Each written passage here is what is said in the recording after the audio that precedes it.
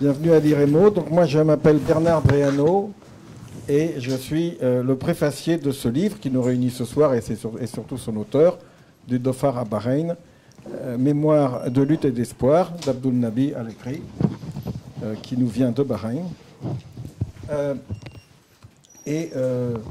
Donc avant de lui laisser la parole, parce que c'est ça qui est le plus important, juste deux mots pour bien comprendre de quoi on parle. Donc il s'agit des mémoires d'un homme qui va nous raconter toutes ses expériences, mais qui sont dans une large mesure des expériences collectives, qui commencent dans l'effervescence des années 60 à Beyrouth, d'abord jeune lycéen à Bahreïn, mais surtout à Beyrouth, à l'université américaine, et dans donc l'effervescence. On a souvent l'impression, on en a beaucoup parlé pour le 50e anniversaire, que l'effervescence 68, entre guillemets, c'était quelque chose qui s'était développé en France tout particulièrement, en Europe occidentale, un petit peu aux États-Unis. En fait, c'est un phénomène mondial. On pourrait parler pendant des heures de ce qui se passait au Sénégal ou de ce qui se passait en Amérique latine, mais aussi de ce qui se passait au Proche-Orient et en particulier à Beyrouth, qu'il a vécu. Ensuite, il va rejoindre le mouvement nationaliste arabe, il nous expliquera en détail également, et passer un certain nombre d'années au sud Yémen et au Dhofar, dans le sultanat d'Oman, où se développe une lutte armée anti-impérialiste extrêmement originale. Et ce n'est pas seulement une question de lutte armée, c'est aussi une question d'organisation sociale. Et puis, je fais très vite pour que vous vous situiez, il va ensuite, il ne va pas pouvoir rentrer à Bahreïn, il va se retrouver en exil et progressivement devenir un militant des organisations des droits de l'homme, organisations locales et internationales. Et dans les années 2000, il y aura une certaine libéralisation à Bahreïn notamment et dans la région. Plusieurs centaines d'exilés pourront rentrer et il va participer à la vie associative et à la vie politique dans son pays, malgré toutes les limitations qu'on peut y connaître. Donc et jusqu'à la révolte de 2011 dans le contexte du printemps arabe et la situation actuelle sur laquelle on aura peut-être l'occasion de revenir en fin de présentation. Et donc c'est donc un panorama très large, d'une part de son expérience personnelle, mais aussi d'expériences collectives, de mouvements sociaux et de mouvements politiques qui se sont développés dans cette région pendant des dizaines d'années. Abdul Nabi vient d'une famille modeste à Bahreïn et il est aujourd'hui toujours un militant très actif, même si évidemment il n'a plus l'âge de ses 20 ans. Je propose de lui laisser tout de suite la parole.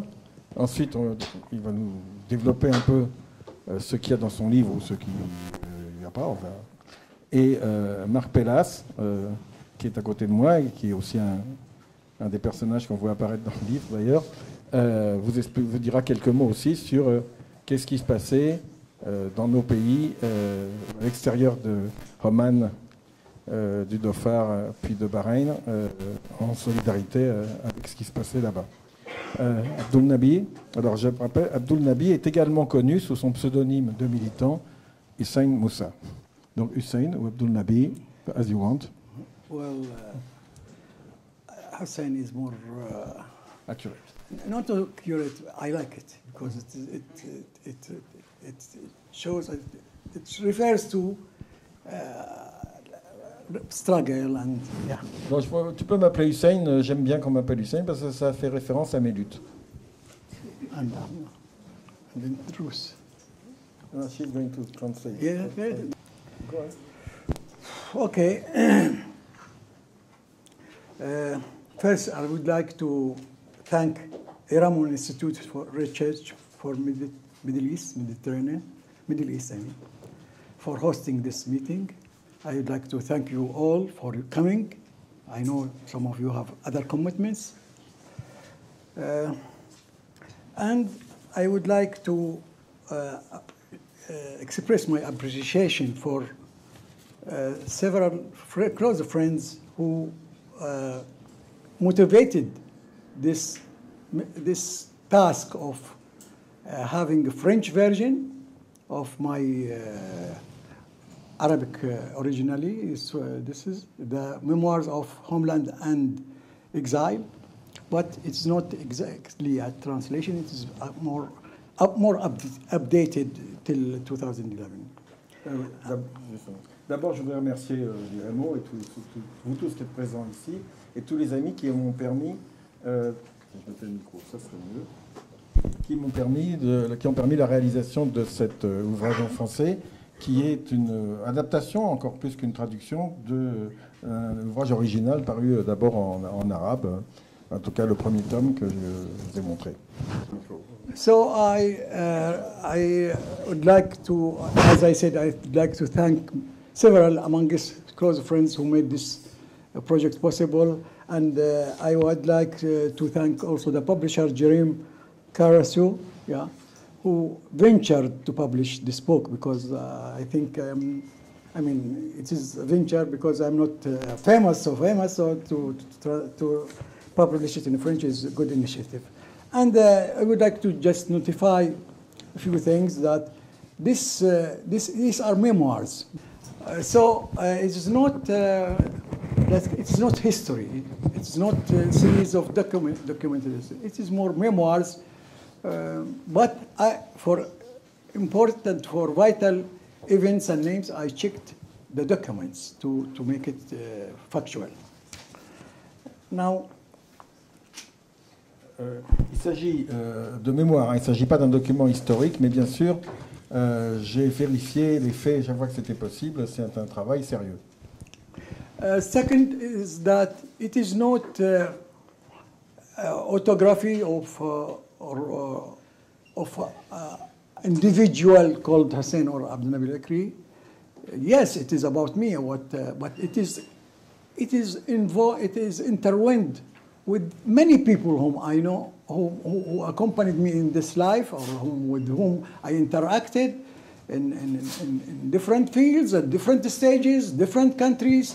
So when I speak about my experience, I'm speaking about, let's say, the evolution of developments in social, political, economic, and in struggle, in life for our nation first. I mean, where I lived, that's Bahrain and in vicinity, Yemen and Dhofar and some Arab countries, but also about the regional and international developments. As you know, struggle is interlinked. Bien sûr, c'est le récit qui me concerne, que ce soit Abdul Nabi ou Hussein, ça me concerne directement, mais c'est aussi une interaction permanente avec de très nombreuses personnes, d'abord dans ma région, dans la Bahreïn, dans le Golfe, à Oman, au Dhofar, et dans les pays arabes, mais aussi à l'échelle internationale, et cela tout le long du livre. Well, I will start to encompass my life interlinked with, as I said, developments and changes in ideology, in politics, in economics, in relations. So I was born in 1945 in Bahrain, in a small village at the coast of Bahrain, small island. And I'm in a religious family, Shiite religious family, but it was open family, so open-minded. And that's why my grandfather and father sent their sons to schools, to modern schools, including the females. My father sent my sisters to study abroad, to Iraq, for example, to Syria, and so on. Je suis né en 1945 dans un petit village, dans une famille plutôt religieuse, mais très ouverte, puisque cette famille m'a fait faire des études aux enfants, y compris aux filles, et y compris des études à l'étranger, en Syrie, en Irak et ailleurs. So what we call the early formation, my formation, when we speak about the 50s and 60s, which was in Bahrain mainly, yes, it was anti-British struggle, and there was patriotic movement, unified patriotic movement, encompassing Sunni Shiites. It's National Unity Forum in the 50s, And my father used to take me to such meetings, so that this has affected me. The other factors that the primary school, there were not many primary schools in our region, so people from different villages. So I widened my horizons, to outside my village. But the more important is the secondary school. There was only one secondary school, which I joined from 57 to 61. This only school, secondary school, students from all over Bahrain. So actually you widen more your horizon, and the 60s were more of patriotic movement, national movement for liberation and for building a new system. So actually there were vivid political activities, but because of the British control, it was underground.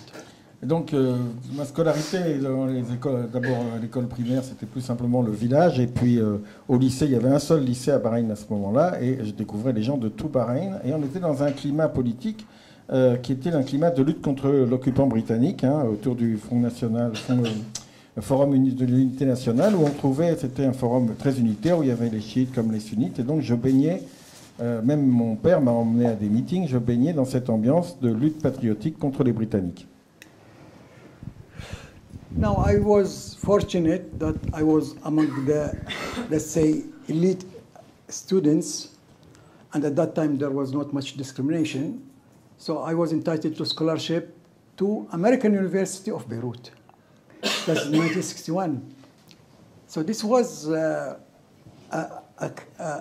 big change for me, new world. Lebanon, it was. They call it sometimes Switzerland of the Orient, and Beirut was called Paris of the Orient. And of course, it was much advanced in the Arab world, culturally, educationally, maybe not the political system, but there was a lot of liberties in Beirut. And amid Beirut, I studied two years high school as the American system, and then I joined the university for 4 years, where I specialized as agricultural engineer. Donc j'ai eu la chance d'avoir une bourse. À l'époque, il n'y avait pas de discrimination, donc j'ai fait partie des rares personnes qui ont eu une bourse qui m'a permis d'aller étudier à l'université américaine de Beyrouth. Et donc, quand je suis arrivé au Liban, c'était absolument une découverte pour moi. L'atmosphère au Liban à l'époque était une atmosphère de liberté. Je ne parle pas du système politique, mais de ce qui se passait dans la vie, et en particulier à l'université américaine de Beyrouth, où j'ai donc totalement ouvert sur le monde. On parlait de la Suisse, du Moyen-Orient et de Beyrouth comme un petit Paris. Et j'ai passé 2 ans pour finir mes études secondaires, puis l'université elle-même pendant 4 ans. Je suis arrivé en 61 à Beyrouth. So American University in Beirut also was the pioneer among pioneers, because it has community of different people coming from, let's say, many nationalities, more than 100 nationalities, mostly Lebanese, but there were many non-Lebanese with different backgrounds, with different cultures. And the system American was advanced in education. And it was not only the American University was the hub for different political parties and affiliations. Local, like phalangists, like socialists, communists, Lebanese political organizations, but also Arab organizations. And there were a kind of, at that time there was the rise in such tendencies. So you find the pan-Arab nationalists, you find the Ba'athists, you find the communists, and also even in international, there were some international tendencies among the, like, Trotskyists, for example. So, yeah. Et donc, quelque part, à l'université américaine de Beyrouth, c'était les pionniers des pionniers. Il y avait évidemment une majorité d'étudiants libanais, mais il y avait plus de 100 nationalités qui étaient représentées à l'université, et c'était aussi un carrefour de toutes les tendances politiques. Et vous aviez les tendances libanaises, par exemple le Parti communiste libanais ou les phalangistes étaient actifs, mais vous aviez aussi les mouvements régionaux et internationaux, les mouvements régionaux arabes comme le BAS, les panarabistes nationalistes, mais aussi des courants internationaux comme les trotskistes. Tout ça vivait à l'université américaine. And my choice was Pan-Arab National Movement. And I remember that the cell in which I was enlisted is composite of Arabs, not only from Yemeni, Palestinians, Bahrainians, Kuwaitis, so on and so on. So this creates a new kind of relations. Et donc mon choix, moi, c'était d'adhérer au mouvement pan-arabe nationaliste, au Harakeen. Et c'était dans la cellule auquel j'ai adhéré, il y avait des gens de plusieurs pays arabes, du Yémen, du Golfe, etc. Tout de suite, j'ai été impliqué à cette dimension. So I was attached there to the struggles, not only in Bahrain, but also in Palestine, in Yemen, and especially at that time there was the hot fronts at many parts of Arab world. Et donc j'ai été tout de suite lié aux fronts les plus actifs dans le monde arabe, la Palestine bien entendu, mais aussi le Yémen dès le début. I would like to point out that was a time of transformation, openness to the leftist, to ideas, to ideology, to Marxist-Leninist ideology. And this pan-Arab nationalist was among that. So there was, it's not only, it started, yes, as pan-nationalist movement and with aspiration to liberate Palestine, unify the Arab countries, but also the leftist ideas, the socialist ideas and class ideas started to penetrate the movement and influence especially the young people like us. Et donc, c'était pas seulement la lutte pan-arabe pour l'unité du monde arabe, pour la libération de la Palestine. Les idées socialistes, marxistes, etc. se sont développées et ont fortement influencé des jeunes militants comme nous. So, among the branches, which because there were branches, the Gulf branch, for example, which of Pan-Arab National Movement, which was led by Kuwait, the leadership was in Kuwait, witnessed such a shift, a change also, and there were of course those traditionalists and those who are what we call new leftists. Et donc on a vu, par exemple, pour la région du Golfe, dans le mouvement nationaliste arabe, pan-arabe, on a vu les mêmes divisions. À l'époque, le mouvement pour le Golfe était dirigé du Koweït, mais on a vu se développer des tendances ce qu'on appelait la nouvelle gauche par rapport au courant plus traditionnaliste. The other aspect is the student movement. We had a Bahraini Student League, and there were other student leagues or unions or organizations on national basis, like Kuwait, Yemen, so on, or Lebanese. And because of the influence of Pan-Arab National Movement and other factors, there was a kind of federation for student leagues that are close in thinking, like, for example, those who were close to Pan-Arab National Movement, there was a kind of federation among these student leagues. Et donc aussi une dimension très importante, c'était la dimension étudiante. Il y avait des ligues d'étudiants, par exemple bahreïnis, et donc dans toute la mouvance du mouvement nationaliste arabe, on avait un véritable mouvement étudiant global. And here I would like to say I was active in the student union. I was elected for the board. But while we are involved in what is going on in the Arab world, we Bahrainis did not forget our attachment to our homeland. Évidemment, on était engagés à cette échelle-là, mais nous, les Bahreïniens, on restait tout à fait attachés à notre pays. That's why when there was uprising in Bahrain in 1965, we dedicated our energy, that is our student league in Beirut, and in coordination with other Bahraini student leagues in the Arab countries, in Egypt, in Syria, in Lebanon, in Iraq, in order to mobilize the public opinion in support of this uprising. Donc, quand il y a eu un soulèvement en 1967 à Bahreïn, nous, les étudiants à Beyrouth, les étudiants bahreïniens à Beyrouth, mais aussi tous les étudiants bahreïniens dans les autres pays, les autres villes comme le Caire, en Irak, etc., on s'est mobilisés pour soutenir ce soulèvement.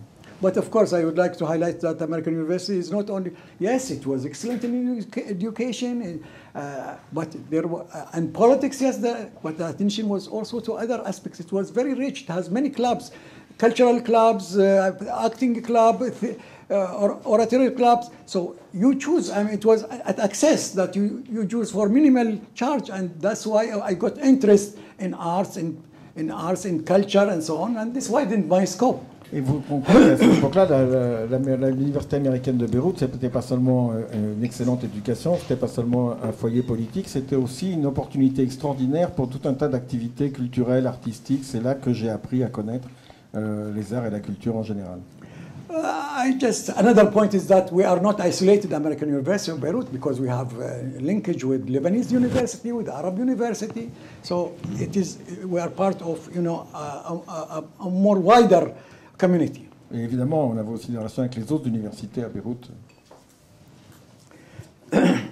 Well, I would like to say just quickly that I graduated in the same month that was what we call June War, which ended with the defeat, military defeat for Arab parties, Egypt, Syria, and Lebanon, and the Israeli occupation of the whole Palestine. And so this has a very strong impact on our feeling, because it was Nasrite idealism, let's say, but there were harsh realities that we, due to this defeat. So there was a rethinking why this happened, especially in our struggle. We have to review this. Et donc, quand est arrivée la catastrophe de 1967, la défaite des Arabes, ça a provoqué un choc chez les gens comme nous. Et il fallait réfléchir aux raisons de cette défaite, aux raisons de la défaite de Nasser. Et donc, ça a provoqué quelque chose de très fort chez nous.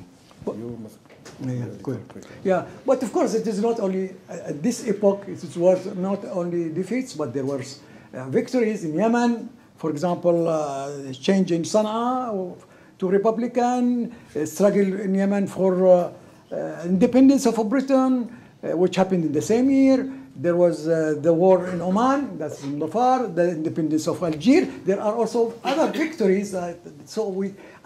Actually it was some. So we should not consider it complete catastrophe, but it was mixed with defeats and victories too. Mais dans cette époque des années 60, c'est pas seulement des défaites comme en 67, c'est aussi des victoires, de l'indépendance de l'Algérie à l'instauration de la République au Nord-Yémen, à l'indépendance du Sud-Yémen de l'occupation britannique, au déclenchement de la lutte en Oman au Dhofar. Et donc c'était une période aussi de montée. I returned to Bahrain as a qualified engineer. I worked as an engineer in agriculture department, and at the same time, as member of Pan-Arab National Movement, we have organization in Bahrain, but it was very, very difficult time because of conflicts within Pan-Arab National Movement and because of the June War. So I called it navigation against the current. We tried our best to keep at least the morals high and to keep the remnants of the organization and to revive it. Mais quand je suis retourné à Bahreïn, donc, dans cette période-là, on était dans le contexte donc, de la défaite de 67, le mouvement nationaliste arabe était en train de se diviser, et c'était en fait, on essayait d'agir contre le courant. As I mentioned before, the leftist impact within the Pan-Arab National Movement was embodied in 1968 in the Gulf, in the Gulf, where what's called the revolutionary movement in Oman and the Arabian Gulf was set as separate from Pan-Arab National Movement. And this, of course, I was one of these who sided with the revolutionary movement. Et donc, à ce moment-là, au niveau du Golfe, s'est développée la tendance de gauche qui est devenue donc un mouvement révolutionnaire pour le Golfe arabique, et j'ai joint cette tendance. Because of this, as a member, me like others, you are committed to struggle or to go to a mission where it is needed.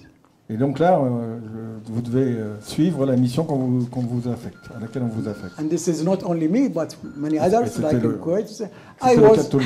I was asked to go to Dhofar as agricultural engineer in the liberated areas in order to develop agriculture. And this is what I appreciated. Donc, en tant qu'ingénieur agronome, on m'a demandé d'aller dans les zones libérées du Dhofar, puisque dans cette province d'Oman du Dhofar, il y avait toute une partie du territoire qui avait été libérée par la lutte armée de la présence des forces du sultan et des forces britanniques. Et donc, je devais développer l'agriculture là-dedans. And this is a new experience which started in late 1970, which extended till 1977, where I was first in Dhofar in the liberated areas for about 1.5 years as agriculture engineer within a wall, and I tried my best. But as I finished this task, then embarked on a new task that is involved in Aden, the major front office in Aden, which as member of the Foreign Relations Committee and Information Committee. Et donc j'ai passé 1 an et demi dans un contexte de guerre à faire mon travail d'ingénieur agronome dans les zones libérées du Dhofar, et ensuite je suis allé à Aden où je faisais un travail dans les médias et dans les médias pour le front qui se battait au Dhofar, et dans les relations internationales. I would like here just to point to some dates that you, for example, you remember. The armed struggle started in 1965 in Dhofar as on purely regional basis, that is Dhofar Liberation Front. Then in 1968, under the influence of leftists, especially leftist Dhofaris who returned, who came from universities and other institutions in the Arab countries, it was a big leap forward by expanding the strategy of the front to a Popular Front for Liberation of the occupied Arabian Gulf. And we will see here that omittance of Oman, which was, I think, a mistake. Et je veux rappeler quelques dates. En 1965 démarre cette lutte armée dans la province du Dhofar, qui est une lutte régionale, le Front de libération du Dhofar. En 68, sous l'influence des militants, notamment des militants venant de toute la région, des militants les plus jeunes, le champ s'étend et ça devient le Front populaire de libération du Golfe arabique occupé, donc avec comme objectif toute la zone, en omettant de citer Oman, ce qui à mon avis était une grosse erreur. And here I would like to say that despite this, the reality is that the armed struggle was just in Dhofar, in the southern, extreme south west of Oman, where the other areas were not involved. Et donc si on parlait de tout le Golfe, en réalité, le seul endroit où il y avait une lutte armée, c'était dans cette province à l'extrême sud-ouest d'Oman, qui s'appelle le Dhofar. In 1970, there were attempts to open a new front by other organizations, which is called Democratic Front for Liberation of Oman and the Arabian Gulf. But it collapsed, and after that, the two fronts, the one in the north, Democratic Front, the one in the south, Popular Front, unified in 1970. En 1970, nouveau pas dans cette lutte. Il y a une lutte armée qui démarre dans le nord d'Oman, sous l'égide d'un front dit Front démocratique, mais qui échoue en tant que lutte armée. Mais les deux fronts fusionnent pour former une nouvelle entité, le Front populaire de libération d'Oman. Cette fois-ci, il y a bien le mot, et du Golfe. But as you know, the British plan to withdraw from the Gulf 1968, that is by 1971, to grant independence for the Gulf Emirates. So there was two conflicting, let's say, trends.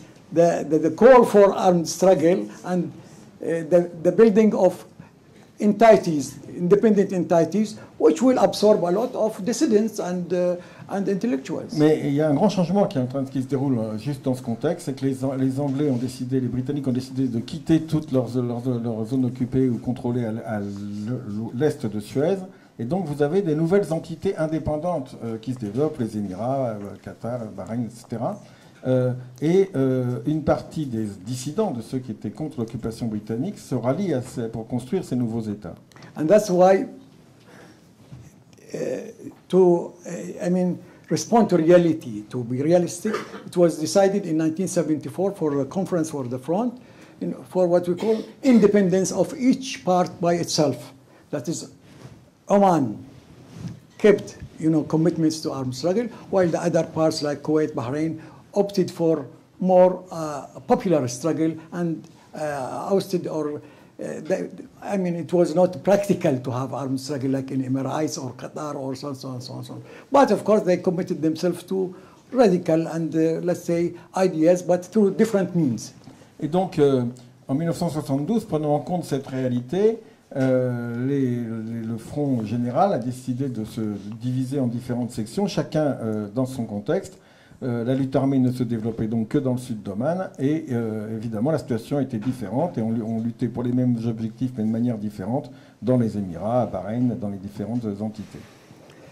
Well, just my impressions, quick impressions in Dhafar. I was shocked because it was very backward society. I mean, there are no roads, no stone buildings, huts like Africans. People, at least what is this is in countryside. Maybe in the towns this is different, but very, very primitive living. Not even cultivated agriculture. Alors, pour vous donner une idée de ce que c'était le Dhofar à l'époque, en tout cas dans les campagnes, il n'y avait pas de maisons, c'était des huttes, il n'y avait pas d'agriculture, c'était extrêmement arriéré. On the other hand, there was a kind of, let's say, especially those who were in the revolutionary movement and in political movement outside, they were professing very radical ideas. Influenced by Marxists, influenced by socialists, equality of men and women, land for all farmers, of course, and public property. I mean, these were in contrast to economic and social reality which was there. Et en contraste avec cette réalité économique et sociale, il y avait un discours et une pratique des militants qui étaient extrêmement avancés, avec des idées de réforme agraire, d'égalité homme-femme, etc. The second is that there were heroism, of course, for a small population, for a small militant army, but it was against the odds because, of course, within the strategy of the, let's say, imperialist and regional entry, this was a danger. Although, yes, it is remote in the southern of Oman, but it could extend, as Shah Iran said, to the Strait of Hormuz and could block navigation, and that's why all the forces, you know, were... Et cette lutte était une espèce de lutte héroïque, évidemment, dans un tout petit coin tout à fait reculé, mais qui inquiétait beaucoup les puissances impérialistes, parce que ça pouvait s'étendre, ça pouvait même bloquer le détroit d'Ormuz, par où passait, comme le Shah d'Iran le disait à l'époque, par où passait tout le pétrole de la région. And as you said, they were able to crash it. By 1976, yes, it was, and the remnants of the army, revolution army, was pushed to Yemen. Et donc, ils ont fini par arriver à écraser cette lutte armée. Alors, c'était ceux qui sont arrivés, c'est donc les Britanniques, mais aussi les Iraniens qui sont intervenus massivement, les Jordaniens. Il n'y avait pas d'armée omanie à proprement parler. Hein. Et à partir de 1976, ils ont écrasé la lutte armée. But of course, there is another last point I would like to say about this, is that facing the challenge of the war, the British and of course opted to remove Sultan Said bin Timur, the outdated Sultan, and bring his son Qaboos, who was educated in the UK. And this is initiated dual operation or dual countering the revolution and modernizing Oman and bring it up to contemporary time. Il faut voir aussi qu'à ce moment-là, à partir de 1972, les Anglais vont se débarrasser du vieux sultan Saïd bin Taimour, totalement obsolète, et le remplacer par son fils Qaboos, qui a été éduqué par l'armée britannique, et partir dans un projet de modernisation d'Oman. And the revolution, of course, contributed to motivating the British and the others to make such change. And that's why today, when you ask Oman, yes, there is some credit, despite all the mistakes and all setbacks, there was some credit for the revolution. Et même quand on parle avec les Omanais aujourd'hui, ils vous disent que si la modernisation a pu se développer, c'est bien parce qu'il y avait l'action du front qui créait un défi, qui obligeait les autorités à changer d'attitude, et le front a contribué de manière un peu indirecte, mais en fait forte, au changement socio-économique en Oman. Peut-être on aura l'occasion d'en parler plus. I would like to just point at my colleague Mark Pilas will detail that, is that it captured, the Omani Revolution captured the imagination of young people and the militant people in Europe and the United States, especially that it coincided with also other revolutions, like in the Cuban Revolution, the Vietnamese Revolution, Indonesia, and also the student uprising in 1968. And that's why and also changes in some Arab countries, revolution changes. And that's why there was, in support of the Oman Revolution, they established what we call an Arab and International Solidarity Movement. Et alors, il faut bien comprendre qu'à ce moment-là, on était dans le contexte donc, où il y avait eu Cuba, il y avait le Vietnam, il y avait les mouvements qui se développaient partout dans le contexte de 68, notamment en France. Et la révolution en Oman avait un caractère un petit peu fascinant. Et ça a entraîné le développement d'un vaste mouvement de solidarité en Europe, aux États-Unis et même dans les pays arabes pour cette révolution. And in this context, I was main link between the front and many of the and this international Arab International Solidarity Movement, and this also opened a new horizon for me, a new one to have outlook on international movement and international solidarity movement, and to be acquainted to many other places or other issues and international issues. Et moi, personnellement, j'étais impliqué dans ce travail pour travailler avec tous ces mouvements de solidarité un peu partout. Et peut-être notre ami Marc Pellas peut nous en parler plus en détail. Oui, je veux dire donc quelques mots. Abdul-Nabi aborde dans son ouvrage toutes ces relations qu'il a eues avec la solidarité européenne, nord-américaine et même en Asie. Et je vais dire quelques mots de ce qui s'est passé en France, parce que c'est une histoire qui n'a jamais été écrite. Elle n'est pas d'une importance cardinale, mais c'est une histoire que beaucoup, éventuellement, d'entre vous ont vécue. Pas tous, évidemment, et vu les âges. Et en fait, la solidarité avec la lutte en Oman a commencé avec l'action d'un pionnier qui s'appelait Jean-Pierre Viennot. Jean-Pierre était chargé de cours au Languedoc, et en 69, il a fait le premier voyage et le premier article français, en gros, sur la révolution omanaise, après avoir été là-bas. C'est paru dans le monde diplomatique.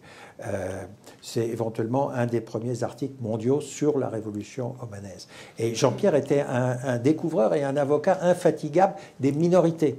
Il a fait de la même manière, il était ami intime avec Mustapha Barzani, il était de manière extrêmement renouvelée auprès de ses amis kurdes, et finalement il est mort en 1977 dans les maquis du Baloutchistan de maladie.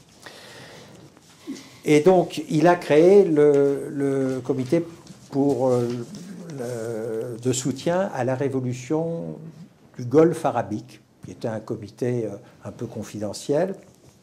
Et ce comité, en 1972, il a rejoint une sensibilité qui était celle des organisations étudiantes arabes en France et celle de nombreux militants dans les organisations politiques, dans les organisations d'extrême gauche. Et il y a eu la création, à partir de toutes ces composantes, d'un comité Palestine-Yémen-Golfe arabique, le SPIGA, qui a été créé en septembre 1972 avec un journal qui s'appelait El Jabba, qui tirait jusqu'à 3000 exemplaires. Alors pourquoi Palestine, Yémen, Golfe arabique? Parce que dans notre perception, c'était les trois avant-gardes de la révolution arabe. Palestine, pour des raisons que je ne développe pas. Yémen, parce que si en juin 67, il y a eu bien entendu l'écrasement des armées arabes, il y a eu aussi la première lutte armée victorieuse de l'impérialisme britannique dans le monde arabe, et il y a eu également la première libération au Moyen-Orient d'une oppression post-coloniale, quelle qu'elle soit, par la lutte armée. Donc, ce qui s'est passé au sud-Yémen, c'est-à-dire dans la colonie d'Aden et l'Interland des deux protectorats d'Arabie du Sud, était extrêmement important, parce que dans après juin 67, les Britanniques, le 30 novembre 67, ont quitté Aden, le dos à la mer, en reculant en carré et en embarquant en catastrophe avec extrêmement de pression militaire.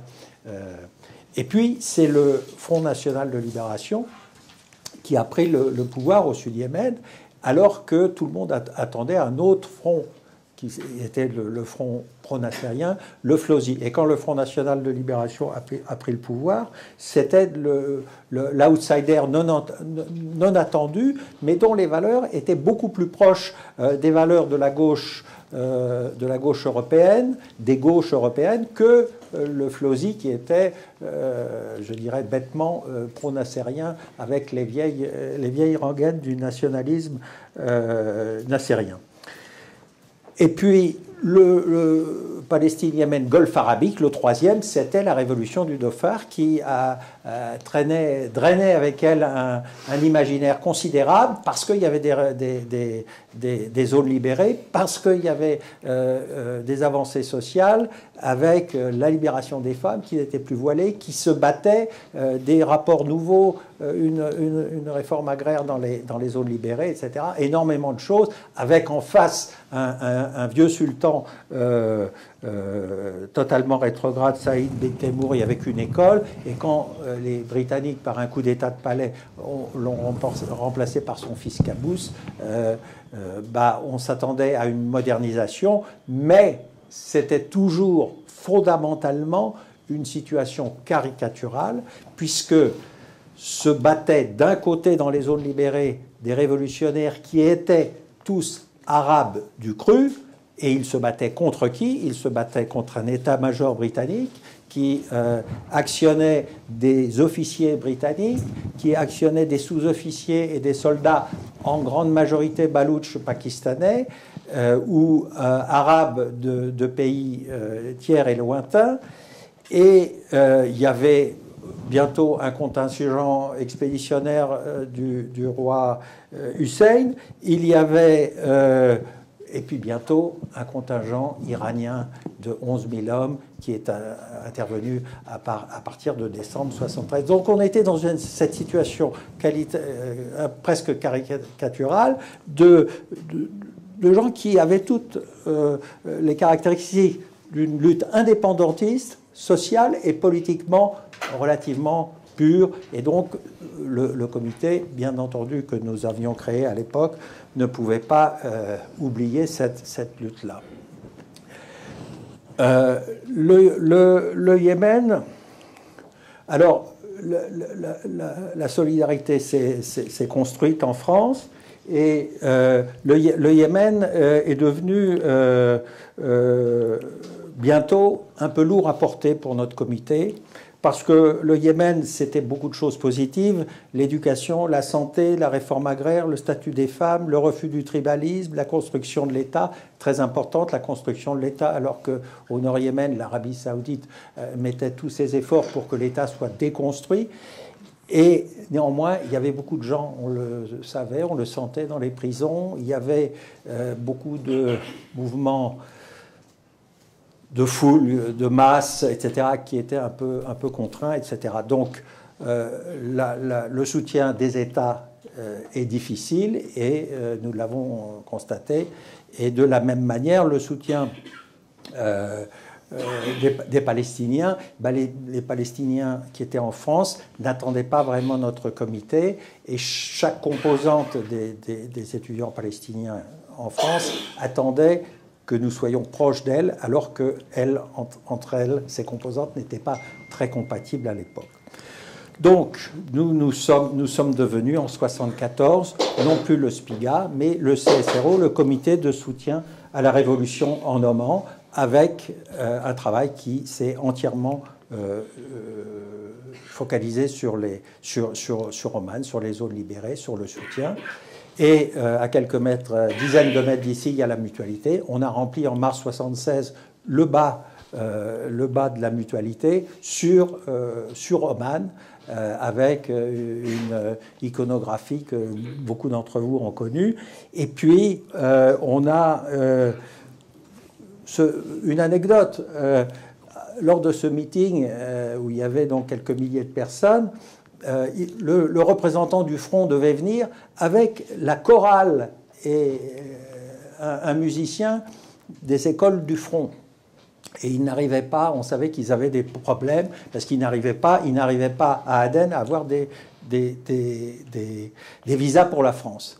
Et on les attendait, et arrive 16h, 16h10, 16h15, ils devaient arriver, ils n'étaient toujours pas là, et tout d'un coup, le représentant du front, notre ami Hussein, rentre avec les gamins, etc., et les gamins commencent à jouer, le représentant du front fait son discours, et que s'était-il passé ? Comment avait-il pu venir ? Je vais vous le dire. Tout simplement, n'arrivant pas à avoir des visas à Aden, il a pris des visas que pouvaient avoir tous les Yéménites pour aller dans un machin qui s'appelait le territoire français des Afars et des Issa. Et une fois à Djibouti,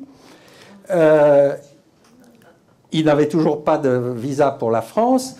Ils sont montés dans des avions, il n'y avait pas de contrôle de visa pour la destination à l'époque, en mars 1976. Ils ont pris l'avion jusqu'à Paris et ils sont arrivés à Paris. Et Hussein s'est retrouvé face à un officier de la PAF qui a regardé les trucs et qui leur a dit: vous avez des visas, pour le TFAI, vous n'avez pas des visas pour la France.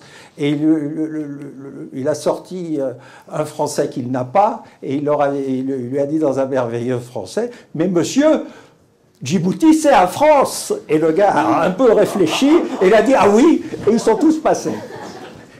Voilà comment ça s'est passé, et ils sont arrivés in extremis à la mutualité.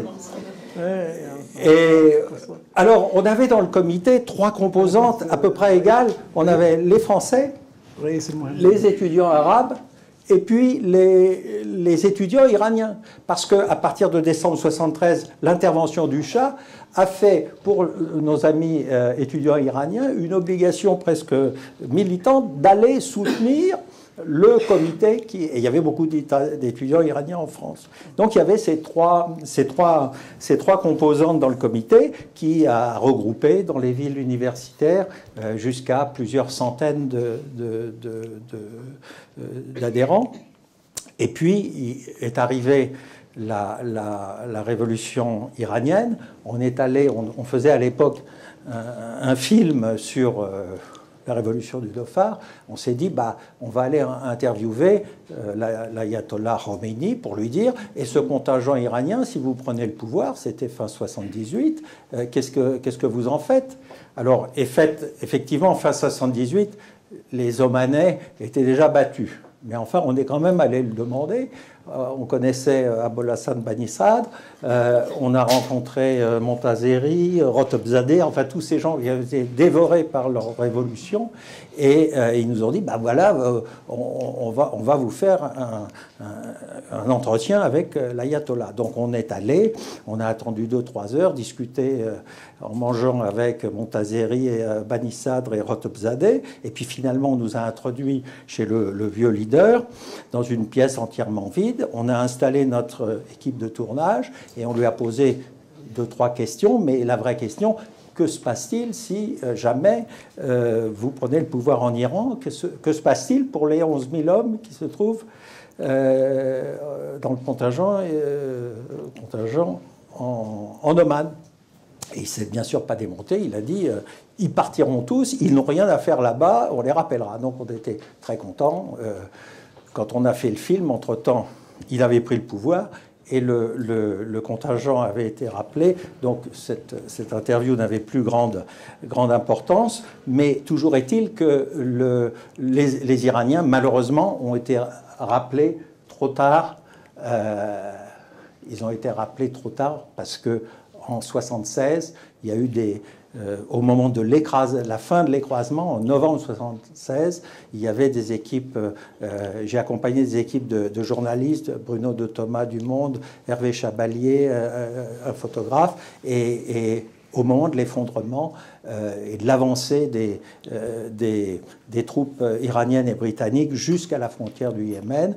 Et c'est là que le front n'est plus devenu un front qui contrôlait des zones libérées, il est devenu un front qui a conservé pendant un certain temps des groupes d'action, des groupes armés, mais clandestins et extrêmement pourchassés. Et tout ça était condamné à s'éteindre parce que petit à petit, ce sultan qui était arrivé sans aucune légitimité réelle ou politique au sens des pères de la science politique, petit à petit a construit sa légitimité par les dimensions normales de la légitimité. Et tout ça a conduit notre ami à quitter et a conduit à notre comité à se réorienter vers Bahreïn.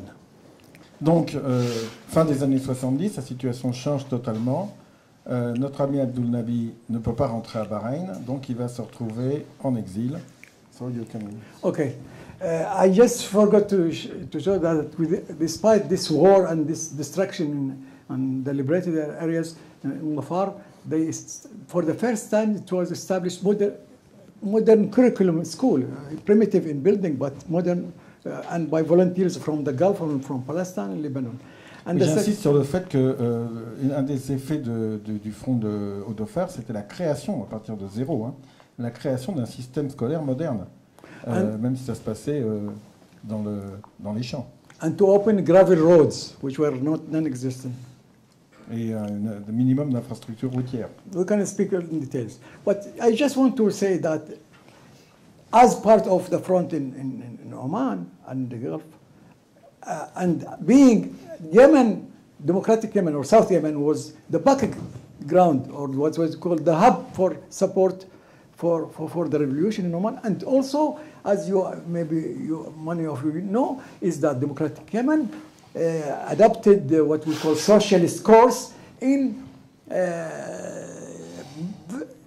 backward society, let's say, with a lot of ambitions, but with the mistake, I think, which was also taken from the socialist countries, the one-party system, which that's why if you have one-party system. And of course, it was it was first National Front, then Yemeni Socialist Party.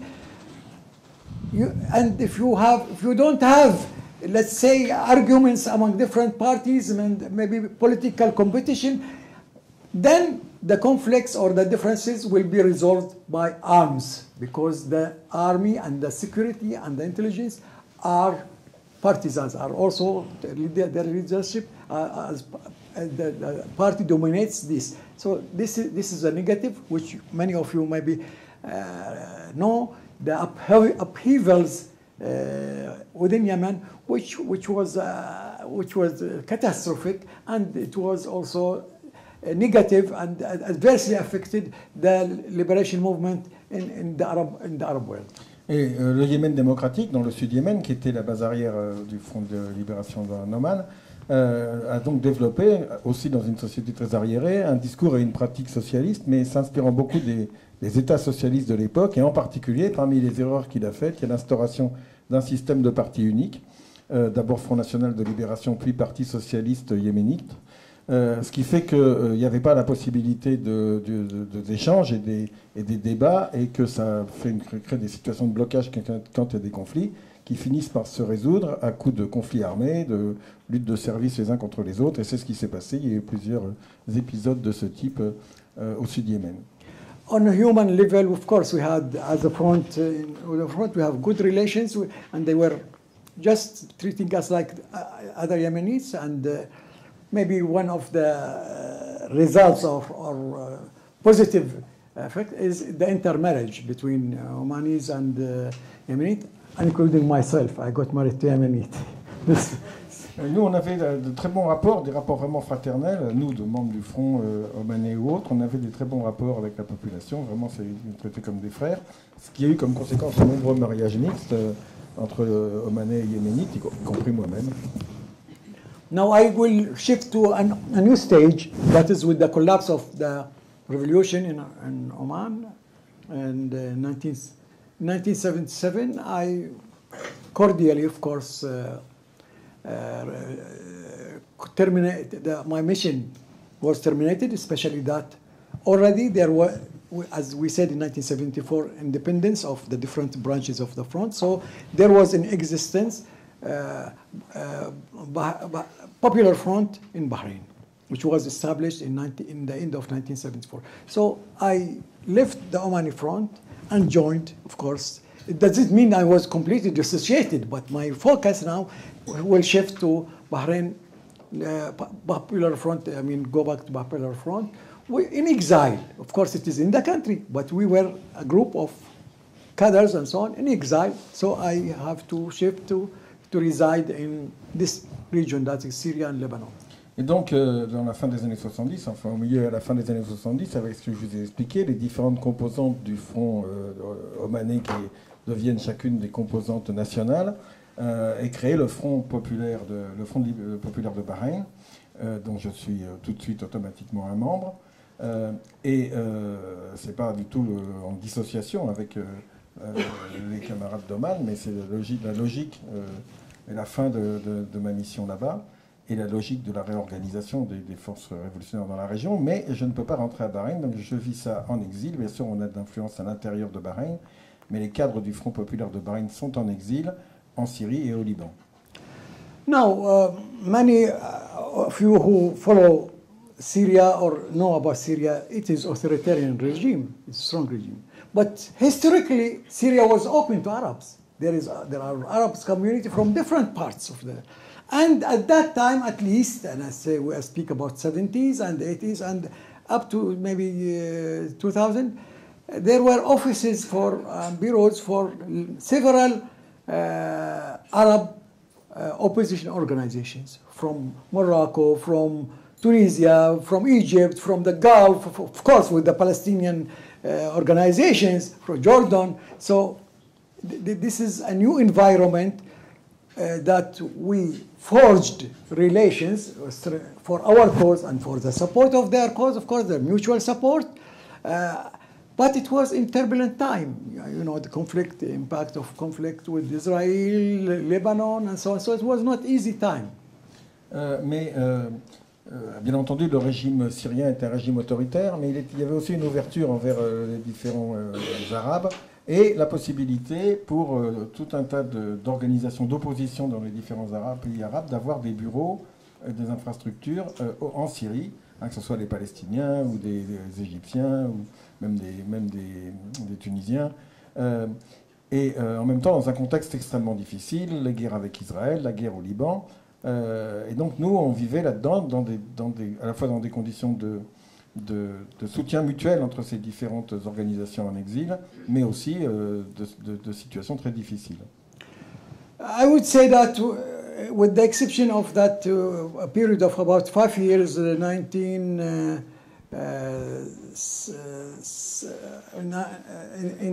90s, we have, I don't say 5 years, several years. We had, let's say, an office, but of course not office that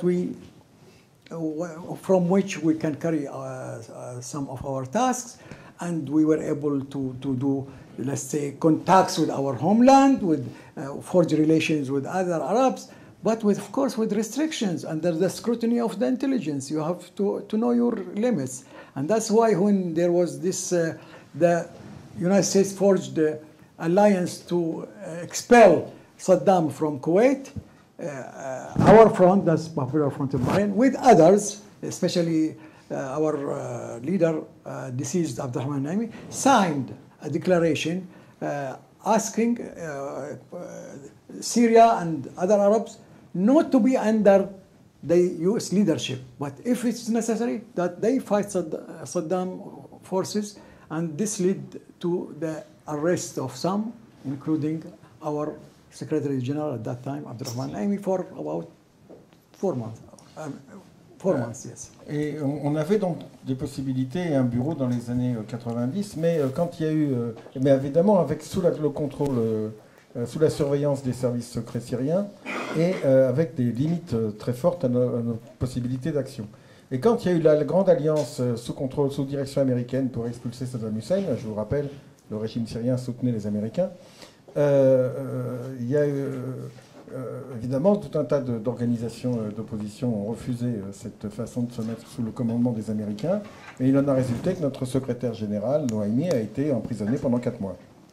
But of course, it was important for linkage with the homeland. People from militants or members have to come to Syria, and we meet them and we communicate with them. And here I would like to say that yes, we were in Syria, and well, there are militants in other parts, but our focus was on Bahrain mainly, of course, with interest in some Gulf and Arab areas.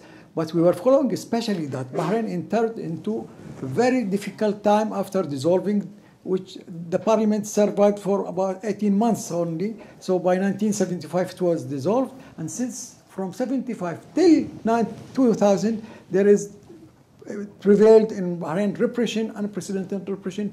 They call it state security era. Et donc évidemment notre principale préoccupation pour nous les exilés, c'était les rapports avec ce qui se passait à Bahreïn, aussi un peu les autres pays du Golfe, mais d'abord Bahreïn. Il y avait des gens de Bahreïn qui pouvaient venir en Syrie.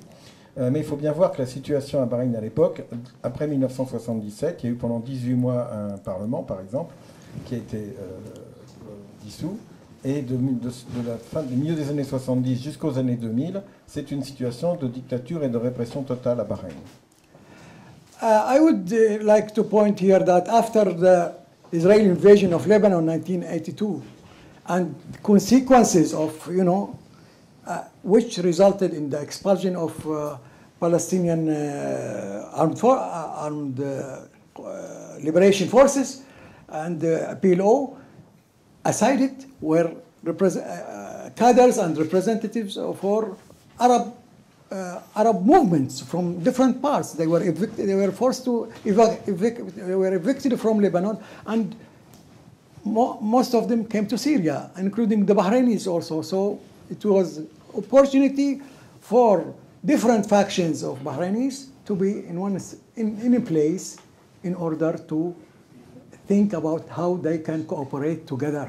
Alors, un des aspects paradoxaux de la situation, c'est que surtout après l'invasion israélienne de 1982 au Liban et l'expulsion des forces armées palestiniennes et de l'OLP du Liban, ça a voulu aussi dire le départ de tout un tas de militants qui se trouvaient au Liban et dont beaucoup se sont retrouvés en Syrie, y compris des Bahreïniens, ce qui fait qu'en fait on a eu une concentration de Bahreïniens à Damas qui pouvaient parler, discuter entre eux et réfléchir au futur, etc.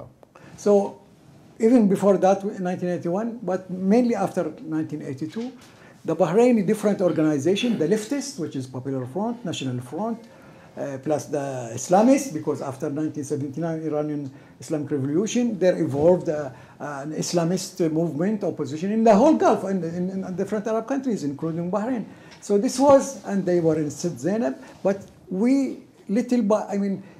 instantly we were able to forge alliance and even joint bodies for information, for foreign relation, for joint tasks.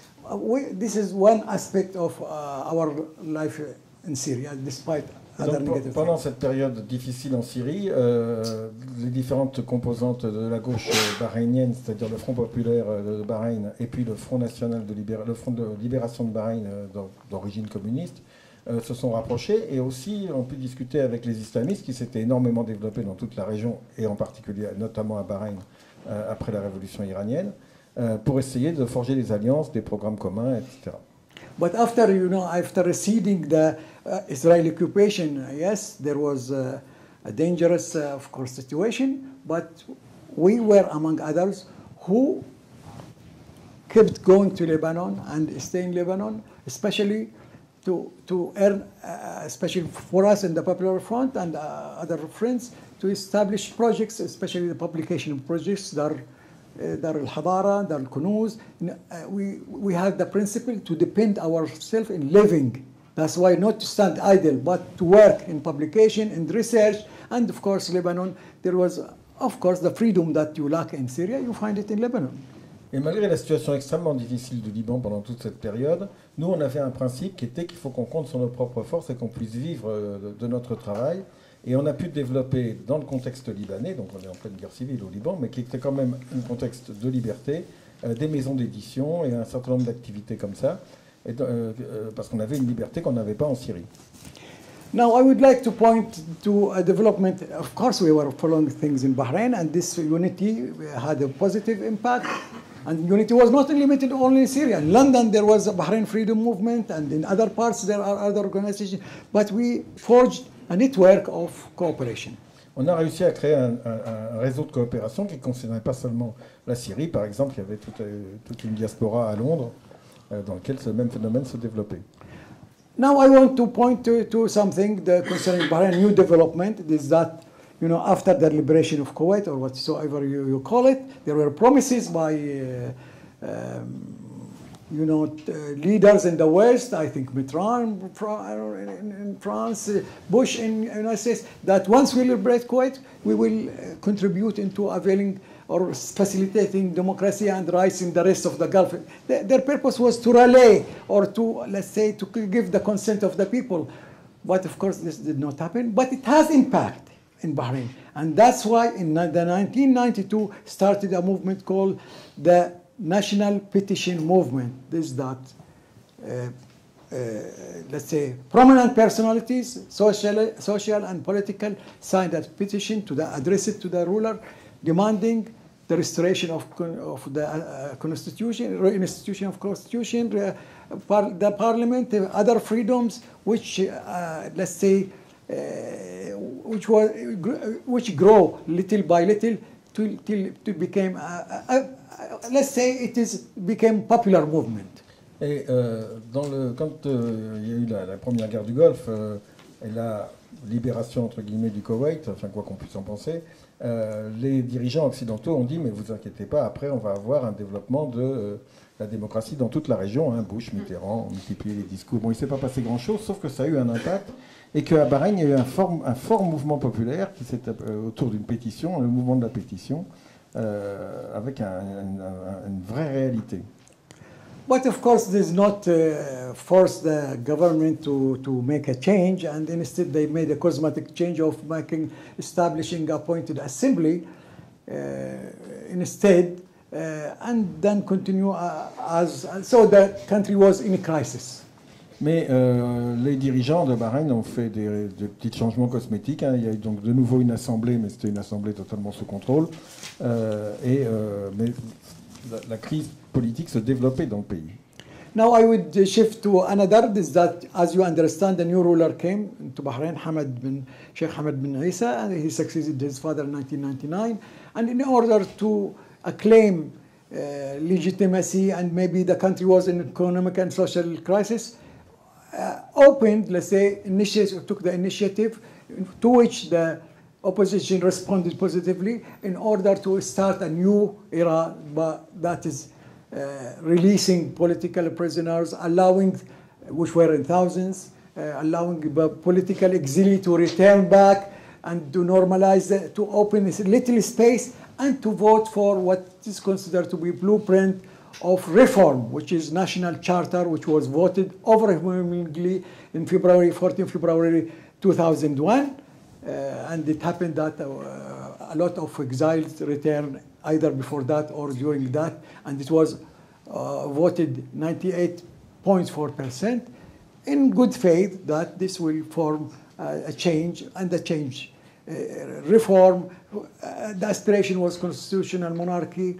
Of course, things did not develop as planned, but it was a breakthrough at that time. Et donc, rappelez-vous, on est dans un contexte de crise, y compris à Bahreïn, et quand il y a un changement de roi, le nouveau roi profite de l'occasion pour proclamer des réformes et laisser revenir, libérer les prisonniers politiques, ce qui se comptait plutôt en milliers, laisser revenir les exilés, ça s'est fait sur quelques années, et proclamer qu'on entrait dans une nouvelle ère et faire adopter à une écrasante majorité une charte nationale. Now, the political activity is not underground no more. It is open. It is licensed by permits according to our law. There were elections. There were the parliament, 2 chambers. The experience is mixed. It's not. It didn't up to the ambitions and to aspirations of the people. And I think this happened in also other parts of the Arab world which promised change, like in Morocco, like in Jordan. Then, of course, there was a demise in our experience till 2000. I mean, well, formalities continued, like parties licensed, civil society licensed, parliament, but it's not full power parliament. And this is the recess of the what we call reforms, the retreat reforms, as it happens in Morocco or it happened in Jordan or other parts, led to stalemate, to again what we call inability or authoritarian power and the failing state in many parts of the Arab world, which erupted, which suddenly broken the silence in what we call the Arab Spring. Et donc il y a eu des réformes, évidemment, c'était pas seulement à Bahreïn à l'époque, hein, si vous prenez l'exemple de la Jordanie, l'exemple du Maroc, et on pourra en trouver d'autres, il y a des évolutions. Par exemple, à Bahreïn, il y a un parlement bicaméral, mais en réalité au pouvoir très limité, et ces réformes sont loin d'aller jusqu'à ce que demandait le peuple, et la situation économique reste extrêmement difficile, et on a un contexte où en fait c'est demi-réforme, bon, bien sûr, on a autorisé des associations, des partis politiques sous condition. Hein, il y a une ouverture, mais en même temps, la situation reste sur le fond profondément bloquée. Et ce blocage, cet échec des États, va finir par aboutir à ce qu'on a appelé le printemps arabe. Well, maybe this is recent, what we call the Arab Spring, and I consider myself lucky. I was not arrested. I mean, so I got involved in Bahrain in Arab Spring, as I am member of Arab networks and organizations and so on. So this has taken me to several other Arab countries to witness the phenomenon, how this was reflected in the fields. So I was able to experience it in Morocco, in Tunisia, in Egypt, in Kuwait, and Jordan. And as you are aware, there were symbols for this, the squares, the Tahrir Square in Egypt, Lulu and Bahrain, and in Tunis, what do you call it? Qasba. Yeah. So there were symbolic of, and even it transcended across to Spain and across to the United States, Free Wall Street, or this movement was. So it is big event now, and it was a good opportunity to transform from, let's say, to transform into democratic, modern system, but of course. There are 2 shortcomings in this experience. First, the society was so weak, the opposition was so weak and marginalized. The civil society was weak. The society itself was ridden by several conflicts and divisions, that this mass movement was not transformed into organization that could challenge the authority and lead the country into the required change. Alors j'ai eu de la chance parce que j'ai pas été arrêté dans ce contexte et que j'ai pu être témoin de ce qui se passait pendant le printemps arabe dans plusieurs pays, au Maroc, en Tunisie, en Égypte, au Koweït, en Jordanie. J'ai pu aller sur des endroits très symboliques comme la place Loloa à Bahreïn, mais aussi la place Tahrir au Caire, la Casbah à Alger. Et je vous rappelle que c'est dans un contexte aussi plus général parce que des mouvements du même type, ça se déroule dans d'autres régions du monde, hein, les Indignados en Espagne, Occupy Wall Street aux États-Unis, etc. Mais malheureusement, ce profond et très puissant mouvement de masse n'est pas du tout organisé. Les sociétés civiles sont extrêmement faibles, les oppositions politiques aussi, en plus extrêmement divisées. Et donc ça va pas déboucher sur c'est une aspiration à une réforme démocratique et moderne pour tous ces pays, mais ça va malheureusement pas déboucher. Now, of course, there are other factors. I mean, amid this weakness, the most organized were Islamists, the Islam Brothers, and of course, what we call extreme Islamists. In addition to the interference for control by several international forces, by United States, by Europe, and by Israel, and regional powers. And this was manifested in, as you understand, in the role of NATO in Libya, which was open war. In Yemen, there was interferences. In Syria, of course. So unfortunately, except Tunisia, which barely made it into such transformation, though not very radical as we are, the rest either turned into civil war or civil and external war or in chaos. All that, the old state was revived, took over, like as is the case in Egypt, for example. So, but is this the end? No, I think the ideals, the aspirations are there, but of course, we have to examine this experience sincerely and factually in order to draw lessons, in order that the second round will result in will lead to a real change and not to end in such catastrophic situation in which we are. Et évidemment, dans ce contexte de désorganisation et de division, les forces les plus organisées, c'était les islamistes, que ce soit les islamistes politiques type frères musulmans ou les islamistes radicaux type djihadistes. Il y a eu évidemment beaucoup d'interférences et d'influences extérieures ou régionales, que ce soit celle des États-Unis, celle de l'Europe, celle d'Israël, et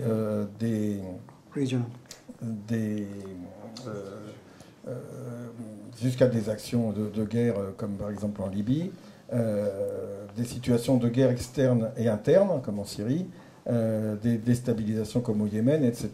Il n'y a qu'en Tunisie qu'on a à peu près échappé à tout ça. Et donc, on a vu la résurgence, notamment dans plusieurs pays, de l'État profond, qui n'avait pas été dit, par exemple en Égypte. L'État profond, qui contrôlait le pouvoir, en fait, a repris complètement le contrôle, et on a eu une période de réaction. Mais les aspirations, il faut tirer la leçon de tout ça. Les aspirations sont toujours là. Il faut se préparer pour le deuxième round. At the end, I would like to say that, of course, this is my life. It's not a heroic individual life, but it is intertwined with the people, with the friends, among whom there are here friends around the world. And this is a cause, struggle for cause. And this is not only political. Politics is just, one aspect. I am more interested in, also now interested since 1982, interested in other aspects of life which was lacking our struggle, and that is the human rights. And that's why in 1982 we established, I got involved in human rights. We established Bahrain Human Rights Committee, and there are others, and they started and influenced also our organizations to adopt the agenda of human rights, even before returning to Bahrain.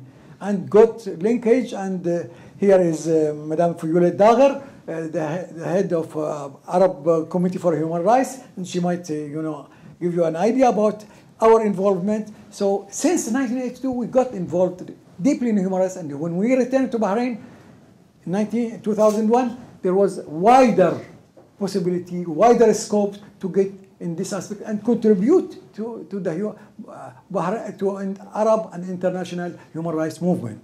Et je voudrais dire pour finir que c'est pas seulement l'histoire de ma vie, c'est l'histoire d'interaction avec tout un tas de gens, avec tout un tas d'amis, c'est des histoires humaines, donc certains de ces amis sont dans la salle, et que c'est aussi un combat dans lequel il y a la dimension des droits de l'homme est fondamentale. Même avant de pouvoir retourner à Bahreïn, on a commencé à imposer l'agenda des droits de l'homme, ou influencer les différentes forces politiques sur le fait que c'était fondamental, à créer des réseaux arabes, à participer à des réseaux internationaux, et que c'est une dimension tout à fait considérable de ce que nous faisons et nous continuerons à faire. And I think that what was lacking and what was a negative aspect of Arab revolutions in general, whether national or radical or even including the leftist movement and the leftist organization, is none. They did not give good important consideration in addition to politics to human rights and democracy. Et je dois dire que si on tire le bilan des révolutions, des mouvements nationalistes, des mouvements de gauche dans le monde arabe, une des principales critiques qu'on peut faire, c'est le manque de considération dans la question des droits de l'homme et de la démocratie. The other aspect in which I was involved, and many of our generation also in the Arab world now, pioneers who were originally from the left, is the transparency, anti-corruption, integrity movement. That is also international movement. Of course, there are different, and in France there is a strong organization, and we are in Bahrain is part of this organization, especially the Transparency International, which is based in Berlin. Une autre très importante dimension des combats d'aujourd'hui, c'est la lutte contre la corruption. Et en particulier, par exemple, on a créé à Bahreïn la section locale de Transparency International, un réseau international dont le siège mondial est à Berlin. So I would highlight the human rights movement, highlight the organization which supported us at not from today, even since the 70s, but their role, as you realize now, is vital. Il doit souligner l'importance des organisations internationales, et pas seulement celles d'aujourd'hui, il y en a qui nous soutiennent depuis les années 70. Okay. Thank you. Sorry for. I think we took more time than it was. On a été un peu long. Yeah. Et donc effectivement, on a été un peu long.